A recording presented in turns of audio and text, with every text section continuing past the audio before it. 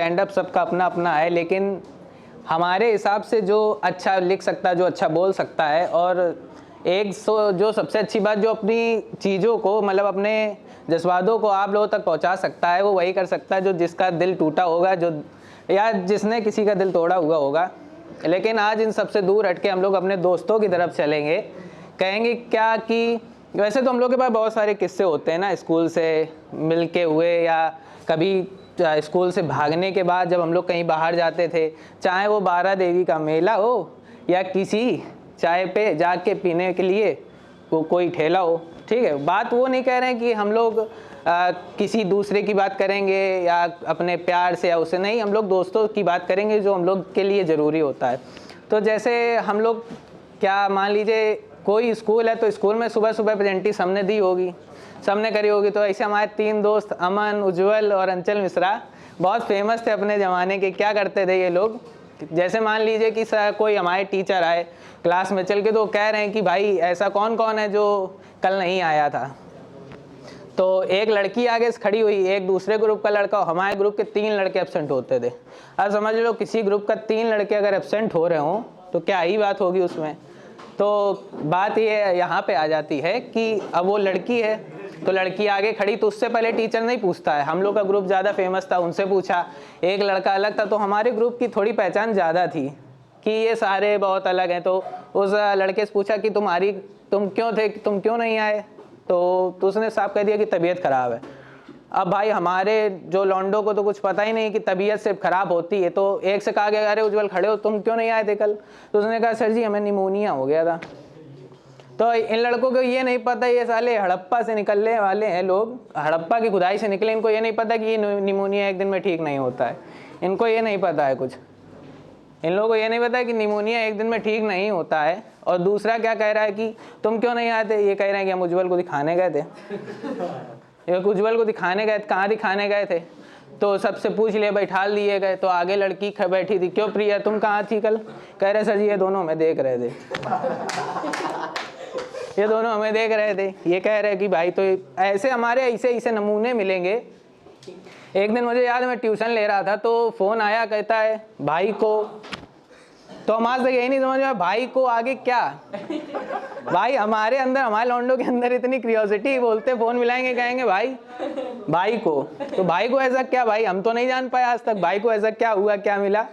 तो मैं ट्यूशन से ले रहा, कह रहा भाई जल्दी आ जा, चलना है, कहीं चलना, जल्दी आ जा। तो मैंने कहा अरे भाई ऐसा क्या हो गया। हमने कहा चलो, मैं निकला। जैसे निकला तो मैं देखता क्या हूँ कि फ़ोन करता है कि भाई शादी में चल रहा है। ये चमगादड़ के घूसाले, वहाँ हम ले रहे थे, उसका बच्चे का पेपर लगा हुआ था। ये कह रहे भाई जल्दी आ जा। इनको जज्बात ही इनका देखो तुरंत बदल गया। ये कहते क्या है कि भाई तुरंत आ जा, शादी में चलना है। मैंने कहा ठीक है चल देंगे। अब आगे की बात क्या हुई, इनकी स्कूटी इतनी ज़्यादा प्यासी, जितनी विपाशा बासु भी प्यासी नहीं होगी। हम आपको बता दें, विपाशा बासु भी इतनी प्यासी नहीं थी जितनी इनकी स्कूटी प्यासी रहती है। भाई पेरेंट्स मीटिंग में चलना है मुझे, स्कूटी नहीं है। पढ़ने जाना है, स्कूटी नहीं है। किसी लड़की घुमाने जाता है, सब कुछ स्कूटी है, सब कुछ चाहिए। तो एक बार हमारे अमन भाई बहुत फेमस हैं, शायर भी हैं और बहुत चीज़ें करते हैं। तो इनका एक बार ब्रेकअप हो गया। तो एक हमारे दोस्त ने फ़ोन करा कि भाई अमन का ब्रेकअप हो गया है या वो रो रहा है। तो हम लोगों ने कहा भाई ठीक है चलो चलेंगे, देखेंगे कहाँ क्या है। तो कहते भाई अड्डे पे आ जाओ।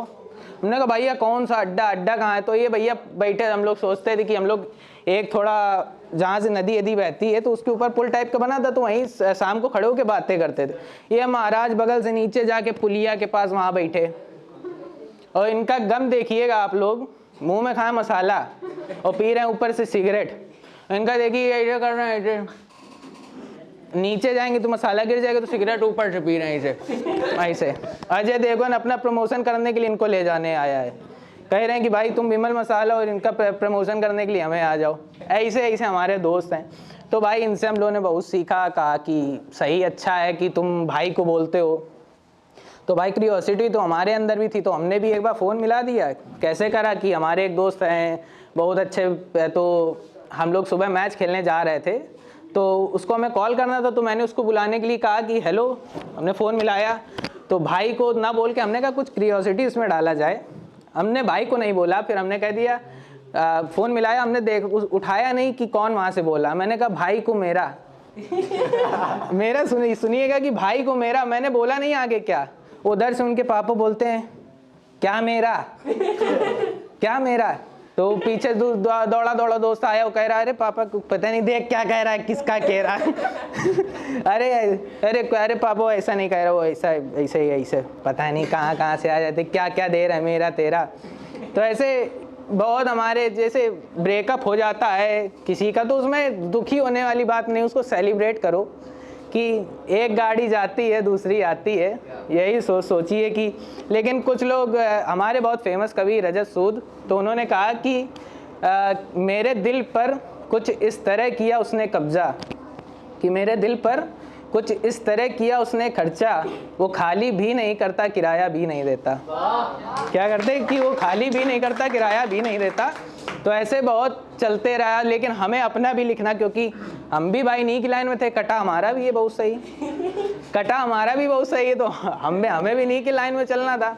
तो फिर हमने भी उसमें 2-3 लाइनें लिखी कि क्या बात है हमको बताओ तो सही, कि क्या बात है हमको बताओ तो सही, तुम हमसे हमारी शिकायतें करती हो। मतलब और किसी शिकायत नहीं कर रही कि पापस कर रही है, मम्मी से कर रही, तुम ही कर रहे, अरे तुम आ नहीं रहे हो, तुम दूसरी लड़की की तरफ देख रहे हो, ये कर रहे हो, नहीं, कि क्या बात है हमको बताओ तो सही, तुम हमसे हमारी शिकायतें करते हो, हुई हमसे एक ऐसी खता बताओ तो सही, हुई हमसे ऐसी क्या खता बताओ तो सही।